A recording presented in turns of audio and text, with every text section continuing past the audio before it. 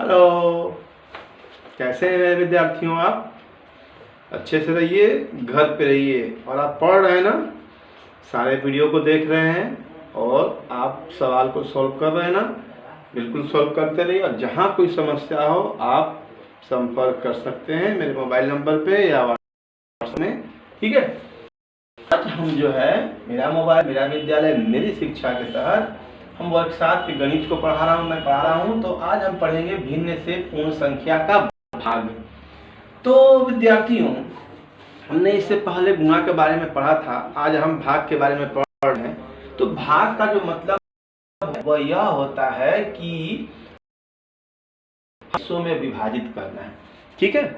जैसा कि आप मान लेते हैं कि अगर 15 है और भागा 5 है, इसका मतलब आप जानते हैं कि 15 को 5 बराबर हिस्सों में बांटना है, यानी कि 3-3 हमें प्राप्त होता है, ठीक है। अगर 15 को हम 5 बराबर भागों में बांटते हैं तो सबको 3 प्राप्त होता है, ठीक है। इसी तरह से अगर हम यहाँ भाग की प्रक्रिया भिन्न में कर रहे हैं, भिन्न से पूर्ण संख्या का भाग 1 भागा 1/2, इसका तात्पर्य होता है कि पूरे 1 में संपूर्ण 1 में आधा कितने हैं।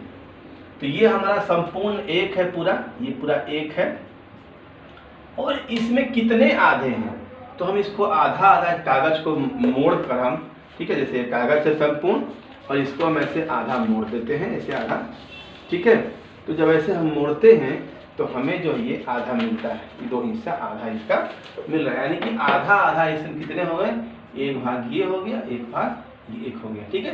यानी हमें कितने मिले, 2 मिले। अब उसी तरह से 3 भाग का है 1/4, यानी 3 में 1/4 से भाग करना है, यानी कि 3 संपूर्ण हिस्से में 1/4 कितने होंगे। तो सबसे पहले तो हम 3 संपूर्ण लेते हैं, ठीक है। 1 हो गया, ये 2 हो गया और ये 3 हो गया। ये 3 संपूर्ण आप देख रहे हैं वृत्त, ठीक है। अब इसके 1/4 यानी चौथाई हिस्सा करना है सबका 1/4 कर देते हैं ऐसे ही, ठीक है। इसका भी 1/4 कर लेते हैं, ठीक है। तो इसमें 1/4 ये भाग हो गया, ये भी 1/4 हो गया, ये भी 1/4 हो गया, ये भी 1/4, 1/4 भाग हमें मिल रहे हैं, ठीक है। ये सब 1/4 है। अब इनको हम गिन के देखते हैं कि कितना है, 1 2 3 4 5 6 7 8 9 10 11 12, यानी हमें कितना उसका उत्तर मिला, 12। ऐसे हम नॉर्मल तरीका से भी इसको हम सॉल्व कर सकते हैं कि 3 भाग का है 1/4 है, तो इसका मतलब अगर इसको हम गुणा में करते हैं तो ये यहाँ हम 1/4 का व्युत्क्रम लिखते हैं, ठीक है। यानी कि हम इसको लिख सकते हैं 3 गुणे 1/4 यानी कि 12। अगर हल करने की प्रक्रिया से देखें तो हमें इस प्रकार 12 प्राप्त होता है। लेकिन अगर इसको हम डायग्राम के थ्रू समझाएं आपको, तो हम ये देख रहे हैं कि हमें इस प्रकार से ये संख्या प्राप्त हो रही है, ठीक है। हम और कई अन्य उदाहरण समझा सकते हैं, ठीक है। चलिए और इसको आगे देखते हैं।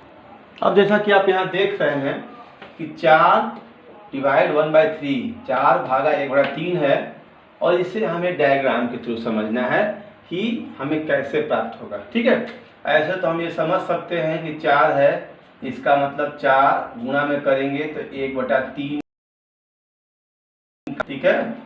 यानी कि 4 गुणे 1/3 का व्युत्क्रम 3, यानी कि हमें 12 मिल रहा है। जैसे अभी हम डायग्राम से समझ रहे हैं, सबसे पहले 4 है, इसका मतलब 4 संपूर्ण लिए हैं, 4 संपूर्ण एक वृत्त लिए, 1 2 3 4, ठीक है। और 1/3 कर रहा है, इन सबका 1/3 भाग करें, 1 2 3 1 2 3 1/3 1 2 3 1 2 3। अब इसको हम काउंट करें, ठीक है। इन सभी भागों को हम काउंट करते हैं तो इसमें 3 है, प्लस इसमें भी 3 है, प्लस इसमें भी 3 है, प्लस इसमें भी 3 है, यानी हमें 3 चौके 12 प्राप्त हो रहा है। इस तरह से हम इसको समझ सकते हैं, डायग्राम के थ्रू समझ सकते हैं। अब यहाँ देख रहे हैं अगला हमारा टॉपिक है कि पूर्ण संख्या से भिन्न का भाग। इससे पहले जो हमारा था वो भिन्न से पूर्ण संख्या का भाग था, यहाँ पूर्ण संख्या से भिन्न का भाग, यानी कि ये एक भिन्न है और ये पूर्ण संख्या है। 3/4 भाग करते हैं कि जैसे ये आयताकार कागज लेते हैं, वृत्ताकार भी ले सकते थे, हम यहाँ 3/4 लेते हैं, यानी कि 3/4 भागों में इसको बांटते हैं। ठीक है, 1 2 3 और ये हमारा एक हिस्सा हो गया 4। ठीक है, ये 3/4 है। इस 3/4 को 5 बराबर भागों में बांटना है, तो हम इसे 5 बराबर भागों में बांटेंगे। सबसे पहले 3/4 में एक हमारा क्या है, ये इतना 3/4 हिस्सा है। ठीक है, ये जो हिस्सा हमें है वो 3/4 है, और यहाँ जो दिया हुआ है भागा 5, ठीक है, इतना का 5वां भाग हमको निकालना है। ठीक है, तो हम क्या करते हैं कि ऐसा उतना ही बड़ा, ठीक है, थोड़ा बड़ा हो गया, कोई बात नहीं है, लेते हैं और इसको हम पहले दिखा दिए 1 2 3 4। तो ये तो हमारा इतना 3/4 था, लेकिन हमको 5वां भाग चाहिए, तो हम इसे 5 भागों में बांट दे रहे हैं, 1 2 3 4 और 5। लेकिन हम यहाँ 5वां भाग कर रहे हैं, तो ये 3/4 पूरा था, ठीक है, लेकिन हम 5वां भाग कर दिए, तो हमें सिर्फ इसके 3/4 भाग, यानी 3/4 इतना जो इतना है, इसके सिर्फ 1/5वें भाग में करना, नहीं कि सिर्फ एक भाग करना है, 5 भाग में बांट कर किसी एक का करना है।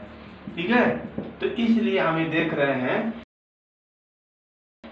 1 2 3 और ये पूरे कितने हो गए, 1 2 3 4 5, 5 के 20। ये हमें, इसको हम हल करके देख लेते हैं। 3/4 भाग 5 है, तो ये कितना हो जाएगा, 3 को गुणा में कर देते हैं हम, भाग को गुणा में, तो ये है 5 का व्युत्क्रम है। ठीक है, तो 5 का व्युत्क्रम जो होगा वो हो जाएगा 1/5, यानी हमें 3/20 प्राप्त हो रहा है। ये तो ऐसे हम जनरली बच्चों को समझा देते हैं, लेकिन बच्चे ये समझ नहीं पाते हैं। आप बच्चे समझ नहीं पाते हैं कि कैसे हो रहा है, तो इसको आपको बता रहे हैं। चलिए एक एग्जाम्पल लेते हैं और हम इसे समझने का प्रयास करते हैं।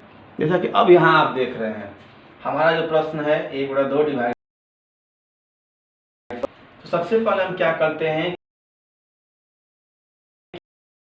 निकाल लेते हैं। ये हमारा 1/2 मिल जाएगा, 1/2 मिल गया। अब हमें तो सबसे पहले जो इसका आधा है,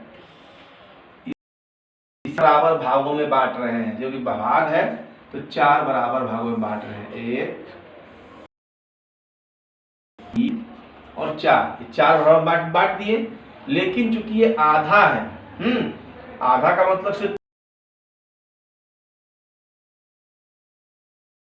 इसका हम 4 बराबर भागों में बांटे हैं, यानी ये जो इतना आधा है उसमें से इसका चौथाई भाग, ये जो है इसमें चौथाई भाग हमें क्या है प्राप्त होता है, ठीक है। तो ध्यान से देखा जाए, अंकित है, तो 1 और ये कितने भाग है, 1 2 3 4 5 6 7, यानी कि 1/8। इसका अगर हम हल करके देखें, ठीक है, देखते हैं कि 1/2 भाग 4 है, तो हम इसको गुणा में जैसे ही करते हैं, ठीक है, तो ये हो जाता है 4 का व्युत्क्रम, यानी कि 4 का व्युत्क्रम कितना होता है, 1/4। ये हम पहले से जानते हैं व्युत्क्रम के बारे में, तो ये हो गया 1/8, ठीक है, और यहाँ भी 1/8 प्राप्त होता है। इस प्रकार हम आसानी से पूर्ण संख्या से भिन्न के भाग के बारे में हम डायग्राम के माध्यम से, ठीक है, आप चाहें तो कागज के थ्रू भी करके कर सकते हैं, ठीक है, इसको हम आसानी से समझ सकते हैं, ठीक है। चलिए आगे कुछ एग्जाम्पल को हम ऐसे ही सॉल्व करके देखते हैं। अब हमारे सामने कुछ प्रश्न हैं जिन्हें हमें ज्ञात करना है मान। अब हमारे पास पहला प्रश्न है 3/5 और डिवाइड है, भाग करना है 1/2 से।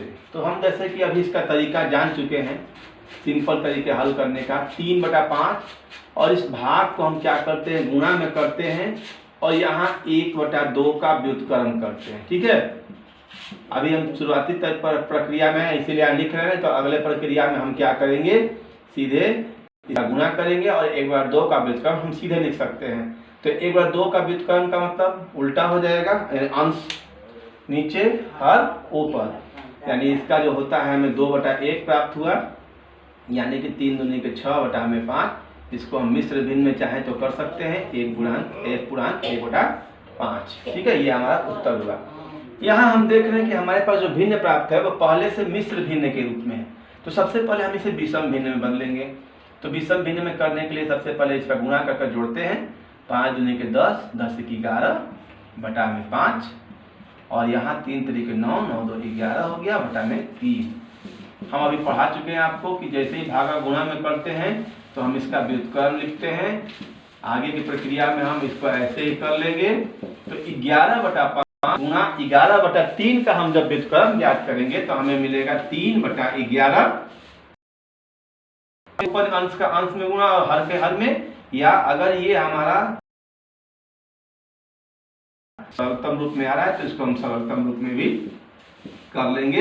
एक बार में कट गया, उसके बाद गुणा कर दिए 3/5। इस प्रकार से हमें इस भाग की प्रक्रिया को, हम भिन्न के भाग की प्रक्रिया को समझ।